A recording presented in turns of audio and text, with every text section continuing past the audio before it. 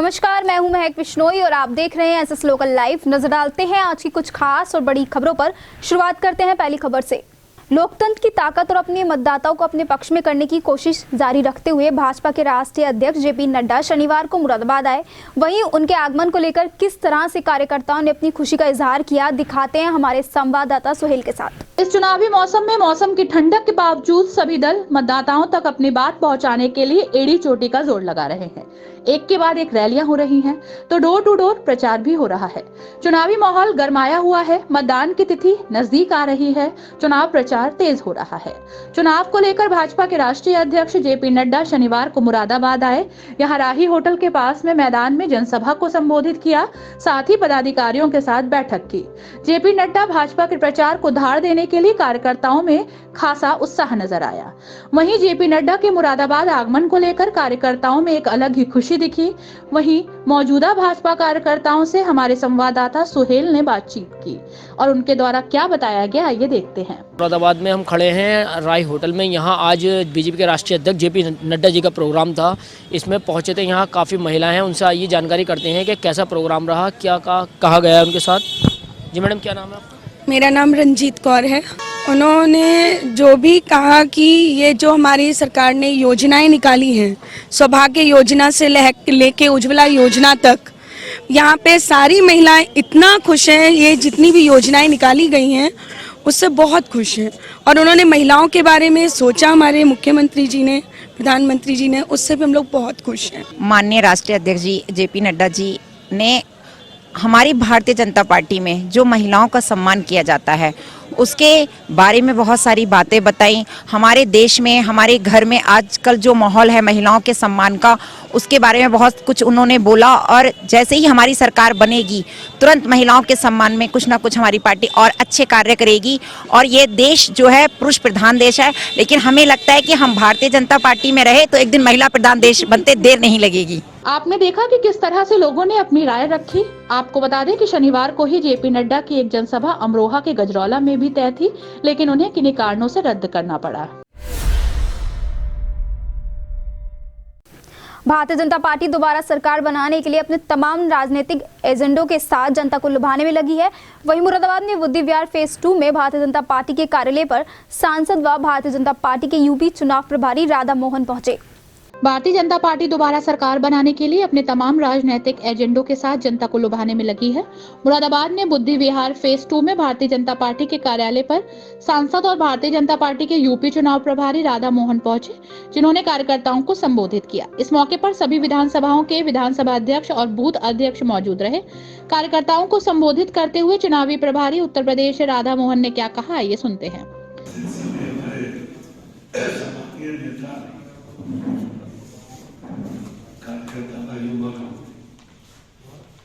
मैं पिछले 2 दिन से देवबंद नथनाबाद की इलाके में अचानक आज मेरी कला बैठ गई है। आगे का कार्यक्रम सब हमने रद्द किया, रामपुर बरेली, लेकिन आपसे हम जरूर मिले इस मुंह के कारण।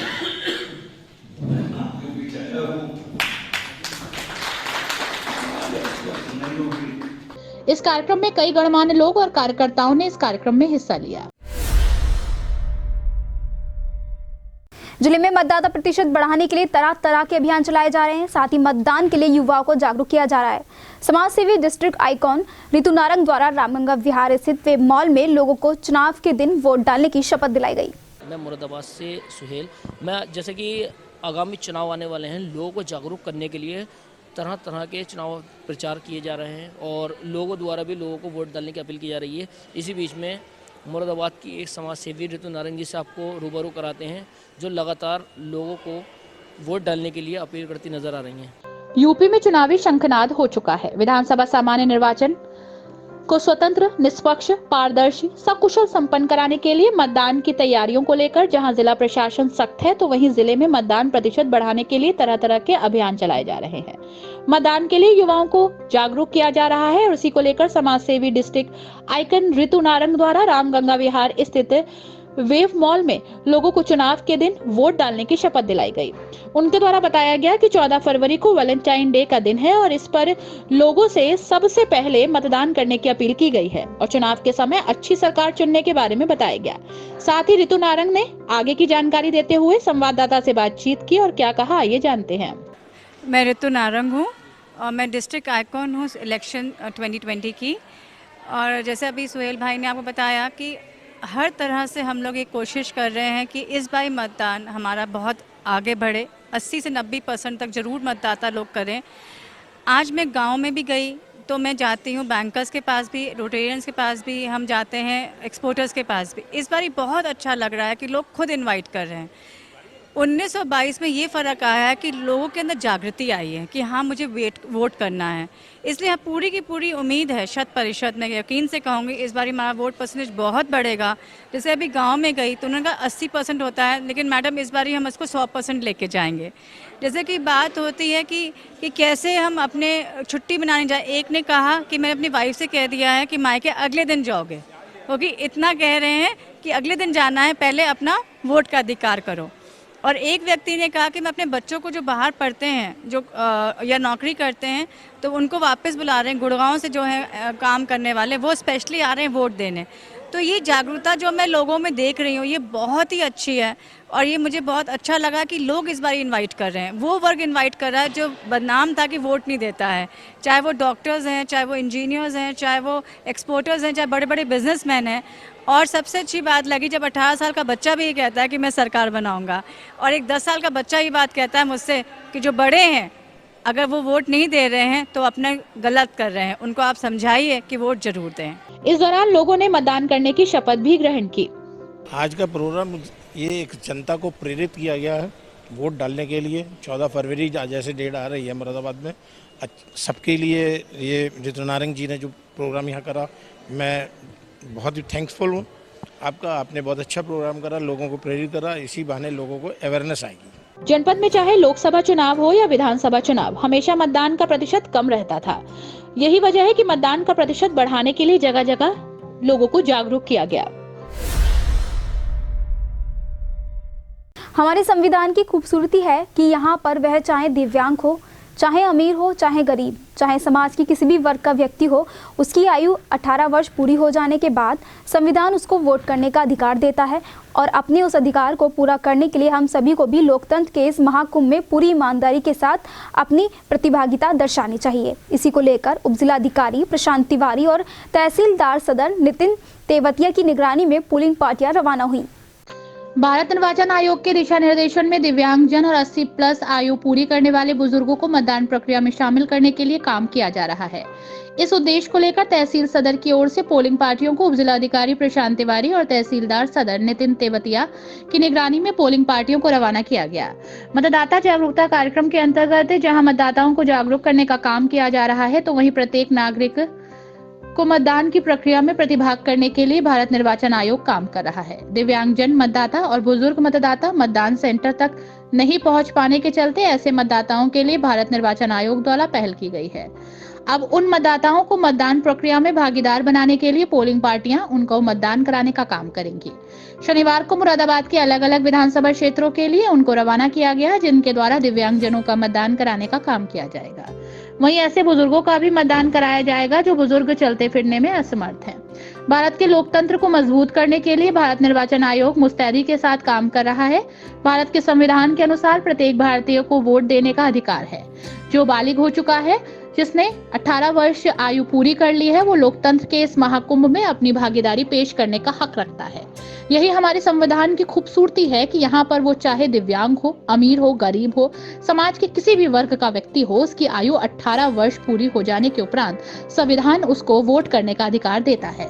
और अपने उस अधिकार को पूरा करने के लिए हम सभी को भी लोकतंत्र में इस महाकुंभ में पूरी ईमानदारी के साथ अपनी प्रतिभागिता दर्शानी चाहिए। अगर हम मतदान के लिए दिवस चुने तो समझो हमने अपने भविष्य को अंधकार में कर लिया। इसलिए इस मतदान की प्रक्रिया का हिस्सा बने और मतदान के दिवस मतदान अवश्य करें। एसएस लोकल लाइव परिवार आपसे मतदान करने की अपील करता है और आशा करता है कि पहले आप मतदान देंगे, उसके बाद अपना अन्य कोई काम करेंगे। बिजनौर में आरएलडी सपा गठबंधन प्रत्याशी डॉक्टर नीरज चौधरी ने कस्बा झालू में पहुंचकर जनसंपर्क किया और लोगों से मिलकर उनके हालचाल जाने। इस दौरान डॉक्टर नीरज ने गठबंधन को वोट करने की अपील भी की। सपा और आरएलडी गठबंधन ने बिजनौर सदर विधानसभा सीट से डॉक्टर नीरज को अपना प्रत्याशी घोषित किया है। हालांकि डॉक्टर नीरज सियासी जंग में एक नया चेहरा है, लेकिन डॉक्टर नीरज का राजनीति से काफी गहरा रिश्ता है। डॉक्टर नीरज को जनता का भरपूर समर्थन मिल रहा है। इसी क्रम में डॉक्टर नीरज ने झालू कस्बा और दर्जन भर गाँव का दौरा कर गठबंधन को वोट करने की अपील की। मीडिया से बातचीत में डॉक्टर नीरज ने बताया कि इस समय उत्तर प्रदेश में गठबंधन की सुनामी चल रही है, जो पूर्वी उत्तर प्रदेश में जाकर और तेज हो जाएगी। डॉक्टर नीरज ने भाजपा कार्यकर्ताओं पर चुनाव में बेतुकी दखलंदाजी करने का भी आरोप लगाया। समर्थन तो आप देख ही रहे हैं, आप हमारे साथ हैं। ये जन समर्थन नहीं, ये जन सैलाब है, सुनामी है ये समर्थन, जो मेरे ख्याल से पूरे पश्चिमी उत्तर प्रदेश में गठबंधन के पक्ष में बह रही है। और ये सुनामी पूरब की तरफ जाते जाते और बहुत तेज हो जाएगी और शायद भाजपा आपको 10 मार्च के बाद उत्तर प्रदेश में नजर नहीं आएगी। अच्छा, वैसे तो आपका राजनीति से बहुत गहरा रिश्ता है, लेकिन जो लोकप्रियता है इसकी क्या मुख्य वजह है? ये लोकप्रियता गठबंधन की लोकप्रियता है, ये लोकप्रियता भाजपा के विरोध की लोकप्रियता है। जो किसान, मजदूर, मजलूम, युवा जो बेरोजगार घूम रहे हैं, ये लोकप्रियता उनकी लोकप्रियता है। ये सरकार के विरोध की लोकप्रियता है। और ये जो हमारा गठबंधन बना है, सभी बिरादरियों का ये भाईचारे का जोश है जो आप देख रहे हैं। दुनिया में भाईचारा चलेगा, हमारे नेताजी ने कहा कि भाईचारा चलेगा, ये भाईचारे का जोश है भाई। अच्छा, आपके खिलाफ एक साजिश रची गई, एक वीडियो को एडिटिंग करके उसमें गलत तरीके से प्रदर्शन किया गया, उस पर क्या कहना चाहिए? वो वीडियो की एडिटिंग नहीं है, वो वीडियो को सुना ही नहीं गया, मेरे पे FIR कर दी गई है। आप उस वीडियो को सुनिए, उसमें आकिब भाई जिंदाबाद को पुलिस पाकिस्तान जिंदाबाद सुन रही है। वो एडिटिंग भी नहीं है, आप समझ रहे हैं ना, उसमें पाकिस्तान वर्ड ही नहीं है, उसमें आकिब भाई जिंदाबाद है। आकिब भाई जिंदाबाद को पुलिस के कान में सुना कि पाकिस्तान जिंदाबाद, क्योंकि सरकार ये कह रही है कि चुनाव रोजगार पे ना हो, चुनाव मुद्दों पे ना हो, चुनाव पाकिस्तान पे हो। तो उनका प्रिय है पाकिस्तान, भाजपा का बहुत प्रिय है पाकिस्तान, उनके कान में पाकिस्तान ही सुनाई आता है। माननीय मोदी जी रास्ते में बिरयानी खाने चले जाते हैं नवाज शरीफ के, और हमारे नेता जयंत चौधरी जी ने ट्वीट किया है कि नए भारत में आकिब जिंदाबाद को पाकिस्तान जिंदाबाद सुना जाएगा। धन्यवाद। फिलहाल बिजनौर विधानसभा क्षेत्र की जनता का डॉक्टर नीरज को भरपूर समर्थन मिल रहा है। बिजनौर विधानसभा सीट पर डॉक्टर नीरज ने अच्छे वोटों से जीत दर्ज करने का दावा किया है।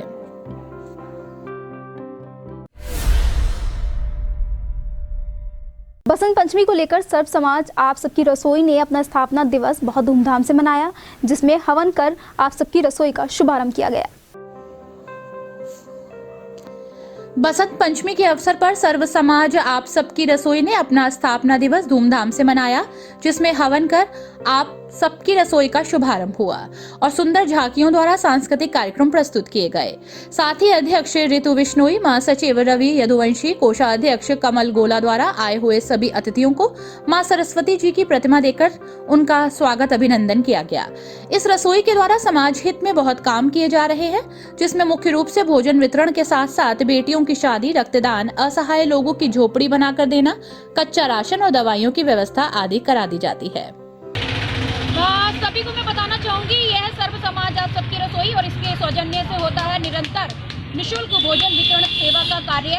और इसके अंतर्गत हम लोग बहुत सारे कार्य करते हैं, समाज हित में कार्य करते हैं, जिसमें हम लोग कच्चा राशन, बेटियों की शादी, कन्यादान, रक्तदान, और एक हमारा जो मेन काम है वो ये है कि जो असहाय लोग होते हैं उनको हम लोग टेंट वगैरह लगा के या छत वगैरह बना के, जिनके पास कोई जगह नहीं है सोने की, रहने की, उनको हम लोग ये काम करके देते हैं। और ये सब कार्य होता है दिल्ली रोड, चरण सिंह चौक, बैंक ऑफ बड़ौदा के सामने। और पूरा रसोई परिवार इसमें साथ देता है, सभी का सहयोग इसमें रहता है, पूरे महानगर वासियों का साथ मिलता है। और यहाँ पर आज रसोई में अपनी उपस्थिति देने आए हैं श्री राजेश रस्तोगी जी। आज इनका जन्म दिवस है, आज कल इनका जन्म दिवस था और जन्म दिवस के उपलक्ष्य में ही इन्होंने रसोई आज जो है प्रायोजित कराई है। मैम, जैसे व्यवस्था चल रही है ऐसी चलती रहेगी? हाँ, देखिए, बस ऊपर वाले का आशीर्वाद होना चाहिए, सबका साथ होना चाहिए, सबका विश्वास होना चाहिए और सबका सहयोग होना चाहिए, तो कोई भी काम नहीं रुकता है। और हम तो श्री चरणों में अपना नाम लेके और प्रभु श्री राम का नाम लेके और सभी समाज के साथ में ये काम कर रहे हैं। तो जैसे निरंतर कार्य कर रहे हैं कई वर्षों से, 1 वर्ष कल पूर्ण हो चुका है और पहले व्यक्तिगत करते थे, सर्व समाज आप सबके रसोई स्थापित करे हुए कल पूरा 1 वर्ष हो चुका है, निरंतर चल रहा है, चलता रहेगा।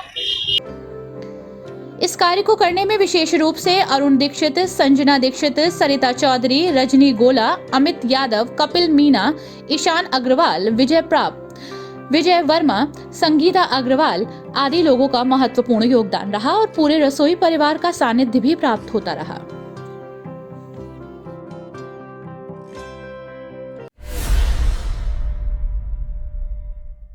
जनपद मुरादाबाद के ब्लॉक मुंडापांडे क्षेत्र में 2 दिन की बरसात व ओलावृष्टि से किसानों की मटर व सरसों की फसलें बर्बाद हो गई हैं। किसानों का कहना है कि धान की फसल भी बरसात की वजह से तहस नहस हो चुकी है। जनपद मुरादाबाद के ब्लॉक मुंडापांडे क्षेत्र में 2 दिन की बरसात और ओलावृष्टि से किसानों की मटर और सरसों की फसल बर्बाद हो गई। किसानों का कहना है कि धान की फसल भी बरसात की वजह से तहस नहस हो गई थी, लेकिन कुछ किसानों ने मेहनत मजदूरी करके अपने बच्चों का पालन पोषण किया है। मेहनत मजदूरी करके कुछ पैसा कमाकर किसानों ने मटर और सरसों की फसल तैयार की थी, लेकिन बरसात और ओलावृष्टि होने से किसानों की मटर और सरसों की फसल भी बर्बाद हो गई। ये हमने मटर बोई थी, ये मटर इतनी गल गई है, बारिश से हमें इतना बड़ी नुकसान हुआ है। सरकार हमें बिल्कुल कोई मुआवजा देने के लिए तैयार नहीं है और कुछ लोगों को मुआवजा मिल गया है, हमें तो आज तक वो भी नहीं मिल पाया है। हमारी तरफ तो कुछ देख ही नहीं रही सरकार। और गेहूँ बोए थे, गेहूँ भी मारे गए, धान बोए थे, धान भी गल गए हमारे। तो सर ये मटर ऐसी, ये देखो ये गली पड़ी है और हमारे जो हैं ये लेटा बोया था वो भी हमारा गल चुका है और इसलिए सरकार तो बिल्कुल तवज्जो दे ही नहीं रही है हमारी बातों पे। सरकार से क्या मांग करना चाहोगे? सरकार से ये, अब ये देखिए, आप खुद देखिए, ये मटर मेरे हाथों में गल हुई है, ये कितनी गल गई है मटर। कम से कम 30-40% का नुकसान आ चुका है इनमें और लेटों में तो 60-70% का नुकसान है। और धान तो आप लोगों को पता ही है, धान तो बिल्कुल ही गल गया था हमारा, बिल्कुल हाथ नहीं लगा उसमें, तो सारे के सारे पैसे बिल्कुल नरक में चले गए बिल्कुल। किसानों का कहना है कि सभी किसानों को मुआवजा दिया जाए, जिसकी वजह से किसान कुछ राहत की सांस ले सकते हैं, लेकिन किसान मटर की फसल को तुड़वाकर सस्ते दामों पर मंडी में बेचकर अपने बच्चों का पालन पोषण करने को मजबूर है। से जो है इस पे कहने का मसला ये है कि बारिश से ये खराब हो गई है, मटर भी, धान गेहूं की फसल भी खराब हो चुकी है, इससे दगन आ रही है, गल रही है और गलेंदा लग रहा है। इससे जो गलेंदा लग रहा है, बारिश से बहुत ही नुकसान है और सरकार जो है इस बारे में कोई भी लाभ नहीं दे पा रही। अच्छा, जैसे लेटे की फसल है, लेटे की फसल पे माऊ आ गया और लेटे की फसल भी ख़राब हो चुकी है, उससे जो है बिजली की झमाल से सब खराब हो गई। वो जैसे बारिश पड़ी है वो जम सकती है दोबारा से, उसमें क्या मतलब? अब नहीं जमेगी, जो जम गई वो तो जम गई, अब नहीं होगी जमेगी, अब तो वो खराब हो गई। मटर में कितना नुकसान होगा? मटर में ऐसे मान के चलो 20% नुकसान है मटर में। लेटे में 50%। वहीं अब देखना होगा कि क्या सरकार इन किसानों को मुआवजा दे पाएगी।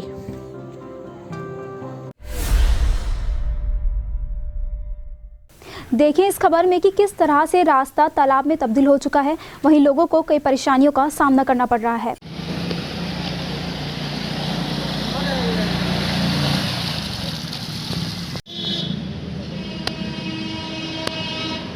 इन तस्वीरों को देखें कि किस तरह से इस रास्ते की हालत खस्ता है। लोग इसी रास्ते से जाने को मजबूर भी हैं। मुरादाबाद के नेशनल हाईवे 24 टोल टैक्स से जाने वाला रास्ता काफी समय से खराब है, जिस रास्ते पर 1 दर्जन से ज्यादा गांव के आने जाने वाले लोग परेशान हैं। ग्रामीणों का कहना है कि इस रास्ते पर टोल टैक्स से बचते हुए गांव के अंदर होकर रोजाना 100 से अधिक गाड़ियां गुजरती हैं, जिसकी वजह से रास्ते में गहरे गड्ढे हो जाने की वजह से पानी भर जाता है। पानी में मोटरसाइकिल, ई रिक्शा और अन्य गाड़ियां पलट जाती हैं और लोग घायल हो जाते हैं। ग्रामीणों ने बताया कि कुछ दिनों से लगातार मिट्टी से भरे डंपर चल रहे हैं, जिसकी वजह से रास्ता और खराब हो गया है। कुछ लोगों ने टोल टैक्स के पास फ्लोटिंग करने के बाद पानी का निकास बंद कर दिया, जिसकी वजह से ग्रामीणों का निकलना दुश्वार हो गया है। ये सिरसखेड़ा, हसैनपुर, लाड़पुर, सलेमपुर, लगभग ऐसे 12-13 गाँव पड़ते हैं। काफ़ी समय से रोड खराब है। ये कितना पानी होगा इसको, क्या परेशानी आती है? इसमें पानी लगभग ऐसे होगा 2-2.5 फीट पानी होगा। गाड़ियाँ निकलती हैं मारुति सरुति, तो उनके सिलेंसर फिलेंसर फट जाते हैं। लोगों को तकलीफ परेशानी हो रही है। क्या वजह है ऐसी जो रोड खराब हो रही है? ये यहाँ पे डंपर ज़्यादा चले थे, मट्टी वाले डंपर चले, कुछ बड़ी वाहनों के टोल बचाने वाले चले जाते हैं, इक्का दुक्का, बाकी ज़्यादातर डंपर चले। अब देखने वाली बात ये होगी कि रास्ता सही कब तक होता है होता भी है या नहीं। मुरादाबाद में कांग्रेस को जोर का झटका लगा है, जहां कई कांग्रेसियों ने कांग्रेस को छोड़कर बीजेपी का दामन थाम लिया है। भारतीय जनता पार्टी देहात विधानसभा प्रत्याशी के मिश्रा के चुनाव कार्यालय आदित्य प्लाजा पर कांग्रेस पूर्व जिला महासचिव गौरव गुप्ता ने अपने सैकड़ों साथियों के साथ भारतीय जनता पार्टी में महानगर अध्यक्ष धर्मेंद्र नाथ मिश्रा, एमएलसी गोपाल अंजान के समक्ष ज्वाइन की। तन मन से पार्टी के साथ कार्य करने का संकल्प लिया। आज भारतीय जनता पार्टी में कांग्रेस के पूर्व नेता, उनके यूथ कांग्रेस के एनएसआई और मेन बॉडी में जिले के पदाधिकारी रहे श्री गौरव गुप्ता जी के साथ उनके अनेकों साथी, जिसमें माननीय रीति गुप्ता जी भी हैं, आज भारतीय जनता पार्टी मोदी जी और योगी जी की नीतियों से प्रभावित होकर, जिनमें गरीब कल्याण के कार्य और महिला सुरक्षा, अत्याचार, अनाचार, भ्रष्टाचार के विरुद्ध जो हम भारतीय जनता पार्टी के लोग लड़ाई लड़ रहे थे, और देहात से जो हमारे भारतीय जनता पार्टी के प्रत्याशी श्री के मिश्रा जी हैं, उनसे प्रभावित होकर आपने भारतीय जनता पार्टी परिवार में सम्मिलित होने का कार्य किया है। और हमारे महानगर के अध्यक्ष श्रीमान धर्मेंद्र मिश्रा जी ने आपको हमारे परिवार में सम्मिलित किया है। हम अपने भारतीय जनता पार्टी परिवार की ओर से, और मैं स्वयं जनप्रतिनिधि होने के कारण नाते आपका अपने परिवार में हार्दिक अभिनंदन करते हैं। आपको विश्वास दिलाते हैं कि हर कदम पर भारतीय जनता पार्टी आपके साथ रहेगी। पार्टी कार्यालय पर सभी का माला और पटका पहनाकर भारतीय जनता पार्टी में शामिल होने पर उनका स्वागत किया गया। बीजेपी में आज ज्वाइन करा है मैंने। मेरे साथ सैकड़ों साथी मेरे ज्वाइन करे हैं कांग्रेस पार्टी को छोड़कर, और हम लोग सबसे ज़्यादा मोदी जी की जो नीतियां हैं उससे प्रभावित हैं, और योगी जी को हम दोबारा से मुख्यमंत्री बनाना चाहते हैं, तथा यहाँ मुरादाबाद देहात सीट से के मिश्रा जी को चुनकर विधायक बनाना चाहते हैं। इसीलिए हम लोग सारे के सारे यहाँ पर ज्वाइन करा है। मैं 27 साल तक कांग्रेस में रहा, लेकिन मैंने सोचा शायद कांग्रेस की पॉलिसियाँ, नीतियाँ बदल जाएंगी। कुछ हम जिस तरह से गुजर रहे हैं, बहुत सारी बातें देश के खिलाफ होती हैं, उनका भी वो सपोर्ट करते हैं, वो ख़त्म नहीं हो पा रहा था। तो मजबूरी में हमको ये सोचना पड़ा, विचारना पड़ा कि कांग्रेस बिल्कुल ज़मीन से ख़त्म हो चुकी है और बीजेपी ही इस देश को अच्छे रास्ते पर ले जा सकती है। इसलिए हमें, और मिश्रा जी के मिश्रा जी मेरे बड़े भाई हैं, उनको हम सफल बनाना चाहते हैं, जितवाना चाहते हैं इस क्षेत्र से। इसलिए हम सब साथी यहाँ पर पूरी ताकत के साथ लगेंगे और जैसे भी होगा उनको जिताने में पूरा सहयोग करेंगे। पार्टी में शामिल होने के लिए सभी का स्वागत किया गया, उन्हें बधाई दी गई। भारतीय जनता पार्टी ज्वाइन करने वाले साथियों में मुख्य रूप से पूर्व जिला महासचिव कांग्रेस कमेटी गौरव गुप्ता, पूर्व प्रदेश महासचिव, पूर्व जिला अध्यक्ष यूथ कांग्रेस, पूर्व जिला अध्यक्ष एनएसयूआई अनिल गुप्ता, पूर्व उपाध्यक्ष the bar association and library, पूर्व संयुक्त सचिव बार एसोसिएशन अधिवक्ता प्रकोष्ठ, पूर्व जिला अध्यक्ष यूथ कांग्रेस मनोज शर्मा, पूर्व महानगर सचिव कांग्रेस कमेटी, पूर्व जिला अध्यक्ष यूथ कांग्रेस संजीव कुमार सिंघल, पूर्व जिला महासचिव यूथ कांग्रेस व्यापार प्रकोष्ठ आदि ने अपने सैकड़ों साथियों के साथ भारतीय जनता पार्टी में केंद्रीय मोदी की सरकार और प्रदेश की योगी सरकार के कार्यों से प्रभावित होकर एवं अपनी आस्था व्यक्त करते हुए भारतीय जनता पार्टी में शामिल हुए। चुनाव की तारीखें नजदीक आते ही प्रत्याशी चुनाव प्रचार में जुटे हैं। वहीं कुंदर की विधानसभा 29 से कांग्रेस की प्रत्याशी दरक्षा एहसान चौधरी और उनके पति कांग्रेसी नेता चौधरी एहसान खान डोर टू डोर जनसंपर्क में जुटे हैं। मतदान की तारीख नजदीक आते ही सभी प्रत्याशियों ने चुनाव प्रचार में अपनी पूरी ताकत झोंक दी है। सभी प्रत्याशी दिन रात जनसंपर्क कर अपने पक्ष में मतदान करने की जनता से अपील कर रहे हैं और पार्टी के घोषणा पत्र के बारे में विस्तार से बता रहे हैं। जो हमारा लाइन पार का एरिया है, मौसमपुर से पहुंचे हम चांदपुर, चांदपुर से पहुंचे हम कुत्तेपुर और कुत्तेपुर से मौसमपुर से फिर वापसी आए, फिर हम जैतवाड़ा पहुंचे, मोहन तखतपुर पहुंचे, उसके बाद में फिर हम निकल गए खादर में।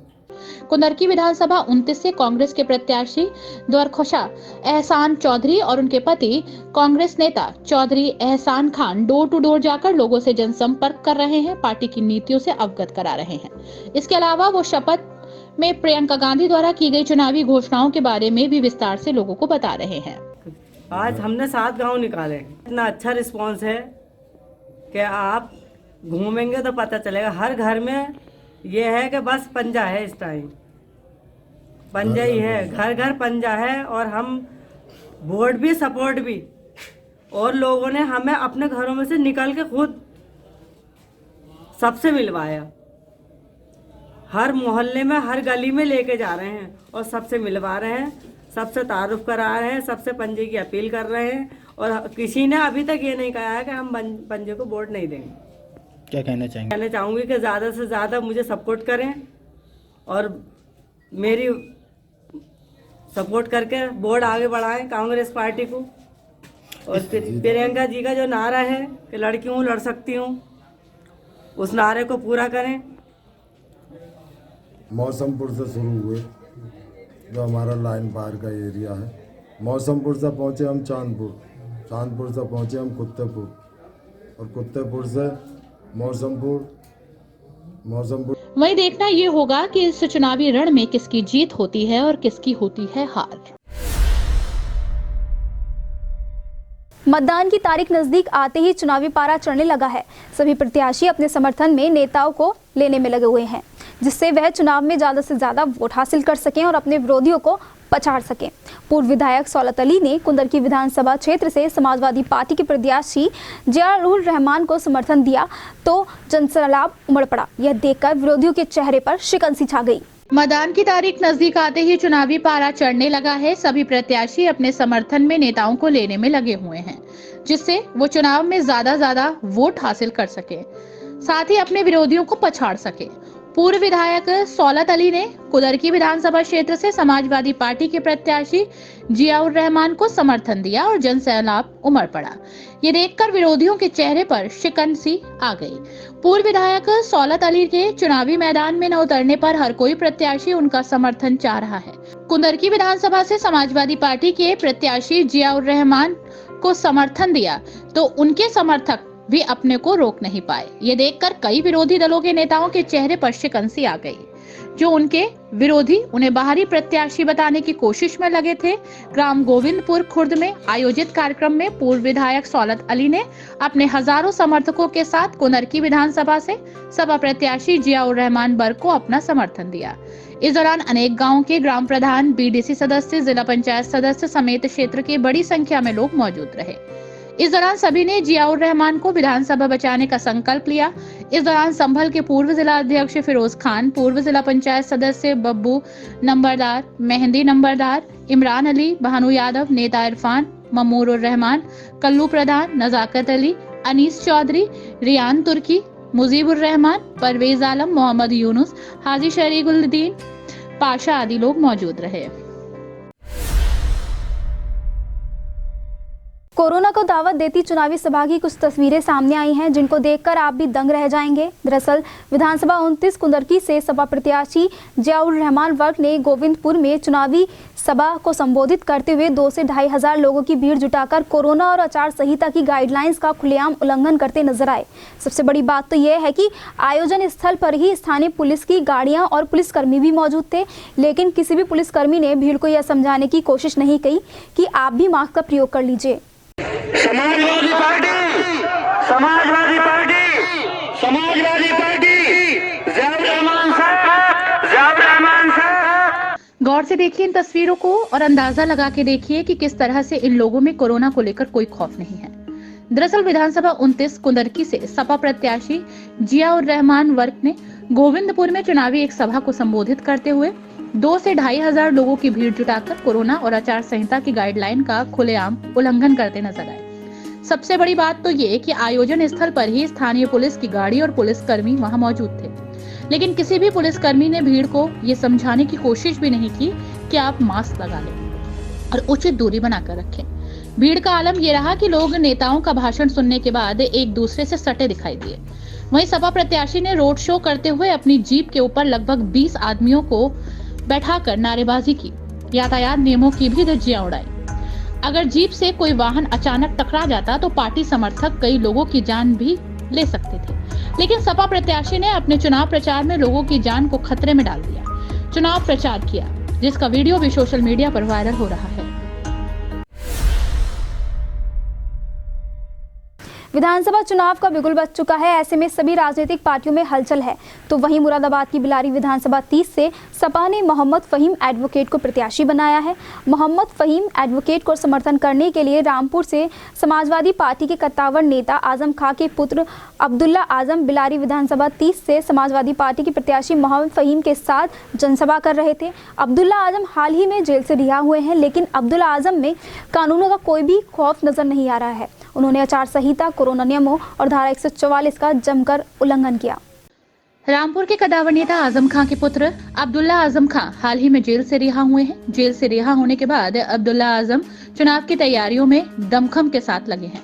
आगामी विधानसभा चुनाव को लेकर अब्दुल्ला आजम का नामांकन भी मंजूर हो गया है और वो समाजवादी पार्टी के चिन्ह पर स्वार सीट से चुनाव लड़ेंगे। आपको बता दें कि आज अब्दुल्ला आजम मुरादाबाद की बिलारी विधानसभा 30 में समाजवादी पार्टी के उम्मीदवार मोहम्मद फहीम एडवोकेट को समर्थन कर एक जनसभा को संबोधित कर रहे हैं। जनसभा को संबोधित करने के दौरान वो कानून का पाठ भी भूल गए। अब्दुल्ला आजम ने आचार संहिता, धारा 144 और कोरोना नियमों की जमकर धज्जियां उड़ाई। जनसंपर्क में भारी संख्या में जन सैलाब उमड़ पड़ा, जिसमें आचार संहिता, धारा 144 और कोरोना नियमों की जमकर धज्जियां उड़ी। ये हुआ हमारे साथ सबक लो हमारे अंजाम से।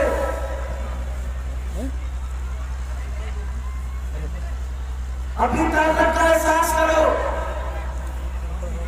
अपनी वोट की ताकत का एहसास करो, एक बंद मुट्ठी हो जाओ। और ऐसा नहीं है कि आज से पहले आपने कभी जमाने का रुख नहीं हुआ है। एक बार अपनी ताकत का एहसास कर लो तो देखना जो जंग बहुत मुश्किल दिख रही है वो आपके लिए बहुत आसान है। कार्यक्रम में अधिकतर लोगों के चेहरे पर मास्क नहीं थे।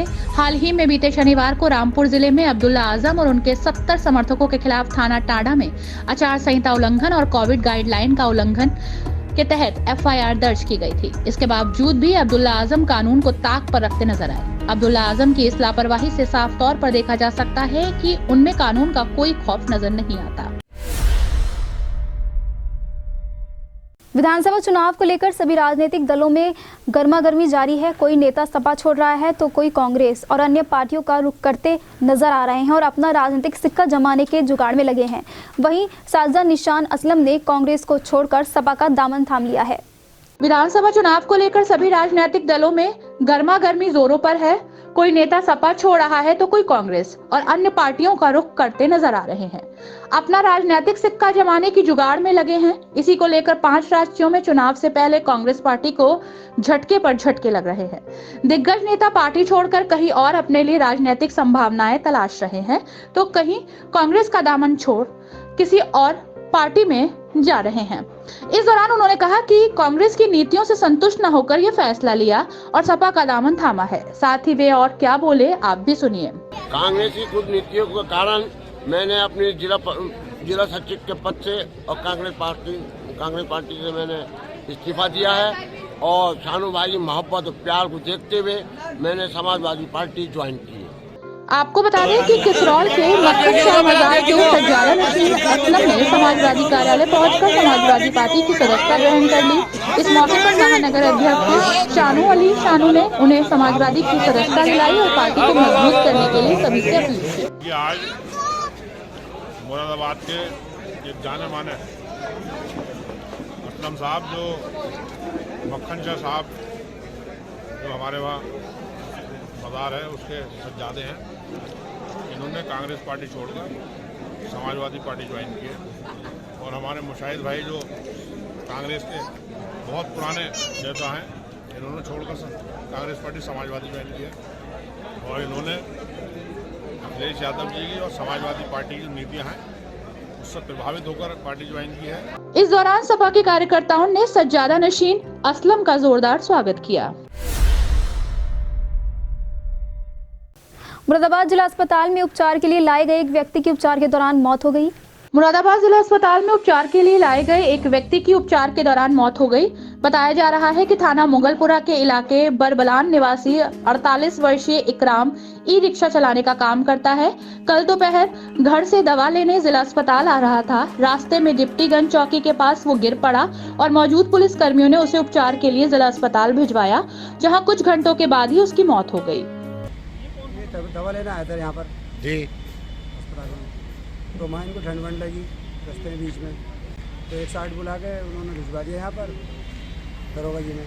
अच्छा, जब भिजवा दिया तो इनका बात को हमें फोटो आया हमारे पास, तो हमें पता चला कि इनका इंतकाल हो गया। जब हमने देखा यहाँ पर, तो यहाँ पर थे ही। तो कैसे हुआ कुछ? तो इनकी जो थी वो टीबी हुई भी थी। अच्छा, तो 2 महीने पहले टीबी हुई थी, तो दवाई लेना आए थे यहाँ पर। गिरे कहाँ पड़े? ये कहाँ गिरे हुए थे? कौन सी चौकी है? कौन सी चौकी है? कचहरी से उनकी तरफ को जो है वो। अच्छा, डिप्टीगंज चौक पर वहाँ बेहोश पड़े मिले हैं? नहीं, उन्होंने भिजवाया। ठंड लगी इनको, ठंड को बैठ गया चौकी के सामने, दरोगा जी ने भिजवाया। दरोगा जी ने सूचना मिलते ही परिवार के लोग जिला अस्पताल पहुंच गए और शव को पुलिस ने पोस्टमार्टम के लिए मोर्चरी में रखवा दिया। इकराम को टीबी की बीमारी बताई जा रही है। मुरादाबाद के थाना मझोला क्षेत्र के काशीराम योजना में रविवार सुबह एक महिला गैस पर चाय बनाते समय बुरी तरह झुलस गई। मुरादाबाद के मझौला थाना क्षेत्र के काशीराम योजना में रविवार सुबह 10 बजे एक महिला गैस पर चाय बनाते समय बुरी तरह झुलस गई। मझौला थाना क्षेत्र के काशीराम में निवासी छुट्टू अपने बेटे के साथ रहती है। रविवार को उसके बेटे की फर्म से छुट्टी थी। वो अपने और अपने बेटे के लिए घर पर चाय बना रही थी। गैस पर चाय बनाते समय उसके शॉल में आग लग गई और आग में वो झुलस गई, जिस पर परिजनों ने आनन फानन में उसे जिला अस्पताल में भर्ती कराया। बताया जा रहा है कि झुलसी महिला बेटे के साथ घर में अकेली रहती थी।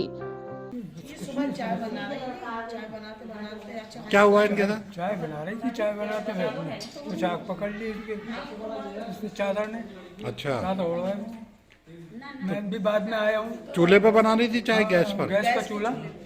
डॉक्टरों ने जानकारी देते हुए कहा कि महिला का चेहरा बुरी तरह से झुलस गया है। समाजवादी पार्टी के सांसद डॉक्टर एसटी हसन अक्सर अपने बयानों की वजह से सुर्खियों में रहते हैं। वहीं उन्होंने जेपी नड्डा पर विवादित बयान दिया है और क्या कुछ कहा, आप भी सुने। समाजवादी पार्टी के सांसद डॉक्टर एसटी हसन अक्सर अपने बयानों की वजह से सुर्खियों में रहते हैं। उन्होंने जेपी नड्डा पर विवादित बयान दिया और कहा कि पुरानी कहावत है, सूप बोले तो बोले, चलनी बोले जिसमें 972 छेद। आगे उन्होंने कहा कि इनके उत्तर प्रदेश के जो कैप्टन हैं उनके ऊपर कितने मुकदमे हैं। साथ ही कहा कि वे इतिहास में जाना नहीं चाहते। गुजरात के मुकदमे अगर याद दिलाए जाए तो उनको पता चल जाएगा कि आपराधिक पार्टी कौन सी है। जिन लोगों ने एक यूनिट भी प्रोडक्शन नहीं बढ़ाया, उनको ये बात कहना शोभा नहीं देता। साथ ही वे और क्या बोले, आइए सुनते हैं। एक बड़ी पुरानी कहावत है, छाछ बोले तो बोले, छलनी बोली जिसमें 972 छेद। इनके जो कैप्टन है उत्तर प्रदेश में, उन पे कितने मुकदमे थे? दोनों के ऊपर। मैं इतिहास में नहीं जाना चाहता, वरना गुजरात के मुकदमे भी अगर उनको याद दिलाए जाएं तो उनको शायद समझ में आएगा कि अपराधी पार्टी कौन सी। देखिए, जिन लोगों ने एक यूनिट भी उत्तर प्रदेश में प्रोडक्शन नहीं बढ़ाया, उनको ये बात कहना शोभा नहीं देती। हमने 5000 मेगावाट यूनिट अखिलेश जी ने बढ़ाए थे जब उनके अपने कार्यकाल में, और अब जब वो आएंगे तो उससे कहीं ज़्यादा मेगा यूनिट हमारी बढ़ेंगे। और पूरा बजट के हिसाब से, सारी कैलकुलेशन के हिसाब से इस बात का ऐलान किया गया है कि 300 यूनिट बिजली फ्री की जाएगी और किसानों को मुफ्त सिंचाई दी जाएगी। इन्होंने तो बिजली के रेट भी आसमान पे पहुंचा दिए। किसानों के रेट जब ये लोग आए थे उस वक्त तकरीबन 450 रुपये महीना जाता था, और आज किसान 1650 रुपये महीना दे रहा है। इन्होंने तो सिवाय पेट भरने के अपने और करा क्या है। साथ ही उन्होंने कहा कि बिजली के रेट आसमान पर पहुंच चुके हैं। जब ये लोग आए थे तब 400 रुपए महीना जाता था और आज किसानों के 16.25 रुपए महीने देते हैं। मुंडाबानी थाना क्षेत्र में खनन माफियों का आतंक लगातार जारी है। खनन माफियों ने ओवरलोड मिट्टी के डंपर हो या फिर हाईवे हो या फिर ग्रामीण सड़कें हो, सभी को तहस नहस करके डाल दिया है। खनन से पर्यावरण को भी खासा नुकसान हो रहा है। मूड़ा पांडे थाना क्षेत्र में खनन माफियाओं का आतंक लगातार जारी है। खनन माफियाओं ने ओवरलोड मिट्टी के डंपरों से, चाहे वो हाईवे हो या ग्रामीण सड़कें, सबको तहस नहस करके रख दिया। खनन से पर्यावरण को भी भारी नुकसान हो रहा है। ताजा मामला मूड़ा पांडे थाना क्षेत्र के गांव मिलक लक्ष्मीपुर कटई का है। यहाँ पर रात के समय खनन माफियाओं ने गांव के मुख्य मार्ग पर ओवरलोड मिट्टी से भरे डंपर से मिट्टी डाल दी। जब इसकी जानकारी ग्रामीणों को हुई तो वो मौके पर पहुंचे। ग्रामीणों को आधा देकर खनन माफिया डंपर सहित मौके से फरार हो गए, जिसकी सूचना ग्रामीणों ने थाना पुलिस को दी, मगर पुलिस गांव में नहीं पहुंची, जिससे ग्रामीणों में खासा आक्रोश है। ग्राम निधि से लाखों रुपए की लागत से बनी सड़क को खनन माफिया ओवरलोड डंपरों से तोड़कर फरार हो गए। ग्रामीणों ने बताया कि खनन करने वाले खनन माफिया मोहम्मद रफी, मोहम्मद आरिफ, इमरान से जब ग्रामीणों ने फोन के जरिए बात करनी चाहिए तो उल्टा खनन माफिया ग्रामीणों को ही धमकाने लगे।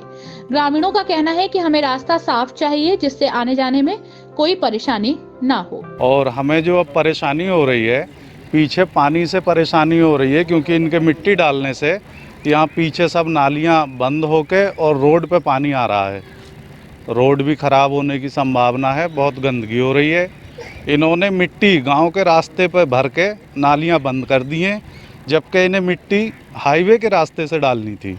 ये जो रोड बना है सरकारी पैसे से, पूर्व प्रधान उन्होंने रोड बनवाया था। आज इस रोड के ऊपर वो स्थिति कर रहे हैं। ये कोही शाह मुरादाबाद के हैं जो खनन से मिट्टी डलवा रहे हैं। पूरा रोड पानी बंद कर रखा है, पूरे रोड पे पानी है। पीछे गांव वालों को बहुत दिक्कत है, घरों में पानी घुस रहा है। अगर इन्हें मिट्टी डलवानी थी, इनका खेत है, कोई मना नहीं कर रहा, बड़े सरकारी रोड की तरफ से डलवाते ना। ये गांव का पूरा रोड आप देखिए क्या हालत कर रखी है रोड की। वहीं अब देखना ये होगा कि इस मामले का क्या निष्कर्ष निकलता है। फिलहाल खबरों के सिलसिले में आज इतना ही। कल फिर मिलेंगे ताज़ा तरीन खबरों के साथ और आप बने रहिए एसएस लोकल लाइव के साथ। धन्यवाद।